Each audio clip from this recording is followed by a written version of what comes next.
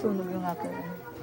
Hello, good morning mga guys. Ako nga ngayon ang toka sa kusina at ako'y nagluluto ng talong, itlog at tuyo. Wow! Napakasarap naman talaga ng kain natin kapag tuyo at talong ang ulam, di ba?